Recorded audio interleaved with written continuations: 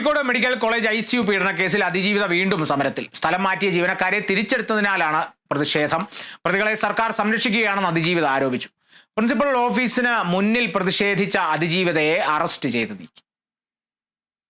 Medical college ICU പീഡന കേസിലെ അതിജീവിതയെ ഭീഷണിപ്പെടുത്തിയതിന് സ്ഥലം മാറ്റിയ ജീവനക്കാർക്ക് തിരികെ മെഡിക്കൽ കോളേജിൽ തന്നെ പുനർനിയമനം നൽകിയതിനെതിരെയാണ് അതിജീവിതയുടെ പുതിയ സമരം. സർക്കാർ പ്രതികളെ സംരക്ഷിക്കുകയാണെന്ന് ആരോപിച്ച അതിജീവിത മെഡിക്കൽ കോളേജ് പ്രിൻസിപ്പൽ ഓഫീസിന് മുൻപിലിരുന്ന് പ്രതിഷേധിച്ചു. നിയമനം പിൻവലിക്കണമെന്നും നീതി ഉറപ്പാക്കണമെന്നുമാണ് അതിജീവിതയുടെ ആവശ്യം. പ്രിൻസിപ്പൽ ഓഫീസിന് മുന്നിൽ പ്രതിഷേധിച്ച അതിജീവിതയെയും ആക്ഷൻ കമ്മിറ്റി നേതാവ് നൌഷാദ് തെക്കയിലിനെയും പോലീസ് അറസ്റ്റ് ചെയ്ത് നീക്കി.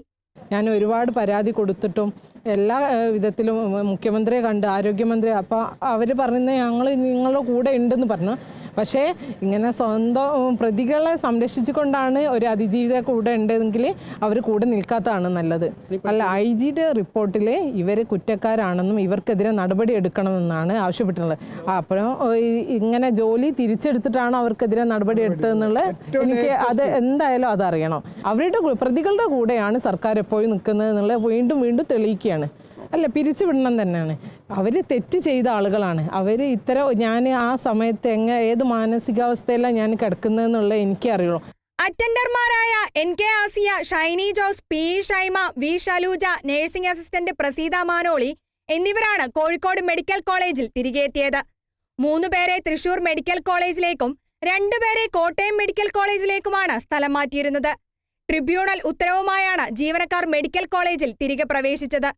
കേസിനെ കുറിച്ച് അറിയില്ലെന്നും കോടതി ഉത്തരവ് പ്രകാരമാണ് ജീവനക്കാരെ തിരിച്ചെടുത്തതെന്നുമാണ് മെഡിക്കൽ കോളേജ് പ്രിൻസിപ്പലിന്റെ വിശദീകരണം. കേസിൽ കോടതി നടപടികൾ പുരോഗമിക്കുന്നതിനിടെയാണ് ഇത്തരമൊരു സംഭവം. 2023 മാർച്ച് 18-ന് തൈറോയ്ഡ് ശസ്ത്രക്രിയ കഴിഞ്ഞ് ICUവിൽ പാതിമയക്കത്തിൽ കിടക്കുമ്പോൾ യുവതിയെ അറ്റൻഡറായ MM ശശീന്ദ്രൻ പീഡിപ്പിച്ചതായാണ് പരാതി. Kerala vision news, Kozhikode.